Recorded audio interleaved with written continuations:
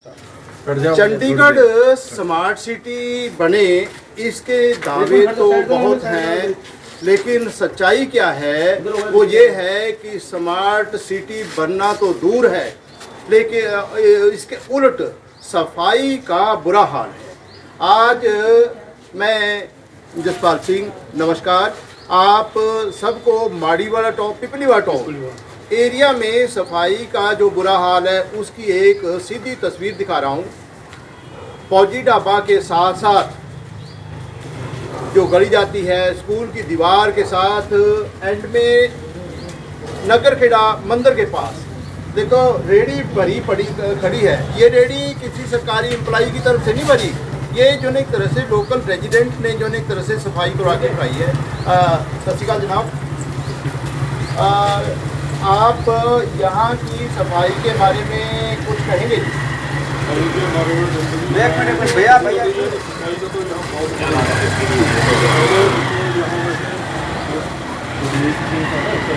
मैं तो उसको फ़ोन करके बुला देता था,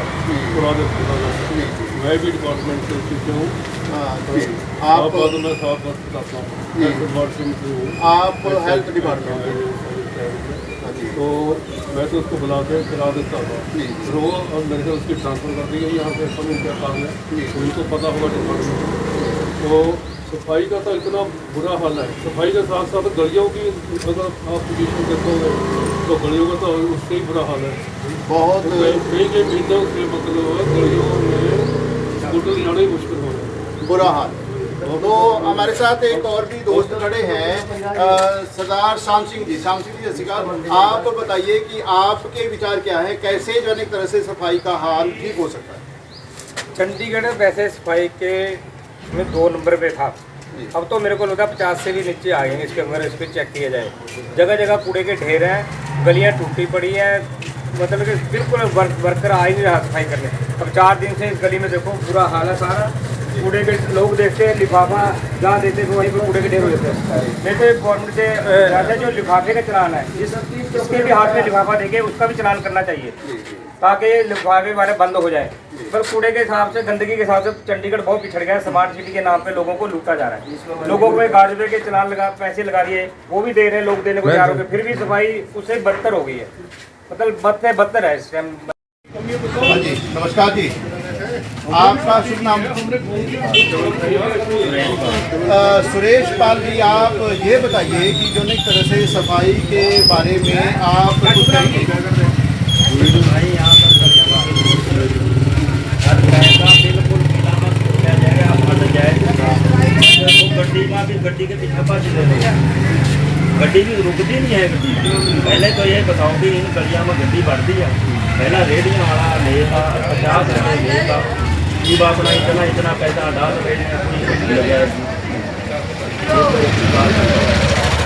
सीवरेज टैक्स या दूसरे सफाई सीवरेज का पानी के 30% बारे जी, 30% के हिसाब से 900 रुपये आवाज मेरा सीवरेज 900 रुपये आपका सीवरेज के नाम पर टैक्स जा रहा है। हाँ जी हाँ, ये कम होना चाहिए, ये भी कम होना चाहिए। मतलब जो साफ सफाई के हिसाब से जो इतना डालना, साफ सफाई तो होगा जी। सुरेश जी का कहना है कि गलियों में गाड़ी नहीं आ सकती, रेडी आ सकती है, रेडी घर घर तक जानी चाहिए, और गंदगी वो जो एक तरह से कूड़ा है घर घर से उठाया जाना चाहिए। हाँ जी, और रेडी आला घर घर से आपने आप उठावा था, आपे बाल्टी रखा था, आपे रखा जाता अंदर जी जी। इनके गड्डी के पीछे तो बहुत दूर तक बाल्टी लेकर भजी जो ये रुकते कोई नहीं है। यहाँ एक बात खास और भी नज़र आई है कि यहाँ इस एरिए के गुरमीत राणा जी जो नगर निगम से जुड़े हुए एक अधिकारी हैं, उनके बारे में भी आपने क्या कहा था कि वो उनका कामकाज कैसा रहा?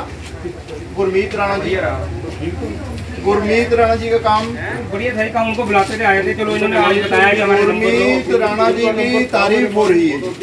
तो उस टाइम स्टाफ बहुत था जी उनके पास, अब इनके पास स्टाफ की कमी जूझ रही है। जब भी पूछो इनको हमारा स्टाफ नहीं आई। अब कम्प्लेक्स में 9 को मेयर आए थे, वो कहते हैं हम सफाई का ठेका प्राइवेट दे रहे हैं, प्राइवेट लोगों को दे दिया काम, प्राइवेट देना है अभी मनीवाजे का एरिया। उसके बाद देखते क्या हाल होता है। और प्राइवेट हाथों में देने के कारण ये नुकसान हो रहा है। मतलब कि गवर्नमेंट के पास पैसा तो इतना इकट्ठा हो रहा है। पहले देखो एक रेडी वाला आता था, बुजुर्ग को टेंशन नहीं थी, अपने आप पूरा उठाता था, 50 रुपये देता था इसका घर। 50 रुपए में उन्हें उठाता था जी, जी। सिर्फ 50 रुपए सिर्फ लेता 50। था। अब कितना? अब तो 105 रुपए हर किचन हर की किचन का। के। एक किचन का 105 रुपये, 105 रुपए, यानी कि दुगने से भी ज्यादा कर रहे हैं। 3 मंजिला किचन तो 4 नहीं उठाते। मल एक गल सुनो मेरी, ਜਿਹੜਾ ਸਫਾਈ ਹੈ ਨਾ, ਸਫਾਈ ਕਰਮਚਾਰੀ ਹੈ ਉਹ ਮਲਬਾ ਦਾ ਜਿਵੇਂ तो जनी तरह से यहाँ सफाई के बारे में कुछ कहेंगे, ये रेडी ਸਾਡੇ ਪਾਸ कौन उठा रहा है जी? ਆਉਂਦੇ ਹਫਤੇ 10 ਦਿਨ ਬਾਅਦ ਆਉਂਦੇ ਆ। ਉਹ ਤੇ ਐਸਾ ਦੇਖਿਓ ਹਫਤੇ 10 ਦਿਨ ਬਾਅਦ ਆਉਂਦੇ ਨਾ ਮੁਲਾਜ਼ਮ, ਉਹ ਮਤਲਬ ਪਤਾ ਕਿਆ ਕਰਦੇ ਆਹ ਸਿਸਟਮ ਕਰਦੇ ਚਲੋ ये जो रेडी बनी है ये सरकारी मुलाजिम है या प्राइवेट है? ਜਿਹੜਾ ਆਉਂਦਾ ਸਾਡਾ ਉਹ ਹੀ ਚੱਕ ਕੇ शाम सिंह जी ये प्राइवेट है रेडी? ये हमारे यहाँ पे पड़ोस में राजकुमार जी है, उन्होंने सुबह वेले होते रिटायर हुए हैं, सुबह सेवा करते, गली अपने आप भरी पूरी की। मानो समाज सेवी के तौर पर हाँ जी, समाज सेवी के तौर पे अपने आप पूरा उठा के बाहर गिर के आते हैं। रोज ही कर रहे हैं। रोज ही कर रहे हैं तकरीबन। मानो ये तो फिर प्रशंसा के पात्र है। जैसा के पात्र है, पर हमारा चंडीगढ़ का स्टाफ भी बहुत कम है जी, उनको पास हमें स्टाफ की कमी। स्टाफ की कमी के कारण वो कर नहीं पा रहे पूरा। अब G20 मिल था, सारे कहते जी वो हमारे वर्कर उधर लगा दिए, और ये क्या करें बेचारे। मानो G20 विदेशियों को दिखाने के लिए वहाँ सफाई का ज्यादा अच्छा इंतजाम। मनी माइंड का जो भी स्टाफ था वहाँ पे चल रहा था। मतलब स्टाफ को यहाँ की बजाय जो एक तरह से IT एग्रीकल्चर अपना रहे हैं बस। यहाँ पर देखना VIP आ रहे हैं, वहाँ पर सफाई है, अंदर शहर का तो बुरा हाल है, जगह जगह कूड़े के ढेर है। सदा जी आप जो एक तरह से हेल्थ डिपार्टमेंट से रहे हैं, आप बताओ कि जो एक तरह से VIP और आम आदमी के बीच में कोई भेदभाव होना चाहिए? नहीं होना चाहिए। परले पासे सफाई तो सफाई है, सफाई तो हर एक के लिए जरूरी है जी। सफाई तो मतलब अगर सफाई नहीं करेंगे तो या तो बीमारी फैलेगी फैलेगी। जो श्याम सिंह जी ने बताया कि स्टाफ की ज़्यादा अपॉइंटमेंट IT पार्क एरिया या जो है G20 के जो विदेशी मेहमान हैं उनको सफाई दिखाने के लिए तो उनको दिखाने के लिए तो है, पर हमारे जो यहाँ सड़कों का, गलियों का मतलब बहुत बुरा हाल है। यहाँ एक सियासत और की हो रही है, अगर हम किसी को जैसे बच्चे भेज दें तो वहाँ एक दो बार बात हुई है, तो उन्होंने ये कहा है कि कहते जी आपके तो उधर जो काउंसलर हैं आप उनसे बात करो।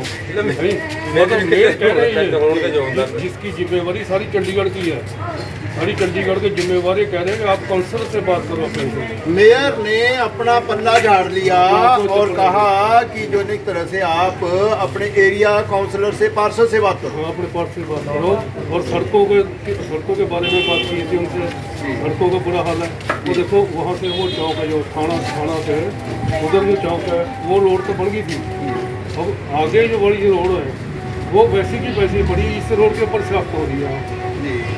खैर इस हम आज चर्चा कर रहे हैं सफाई के बारे में, तो हमारे साथ एक और भी दोस्त खड़े हैं जो एरिया के रेजिडेंट हैं कि आप बताइए जो एक तरह से आपके मोहल्ले के एक रिटायर्ड ऑफिसर रिटायरमेंट के बाद सफाई के काम में समाज सेवी के तौर पर काम कर रहे हैं, उनको सम्मान दिया जाना चाहिए।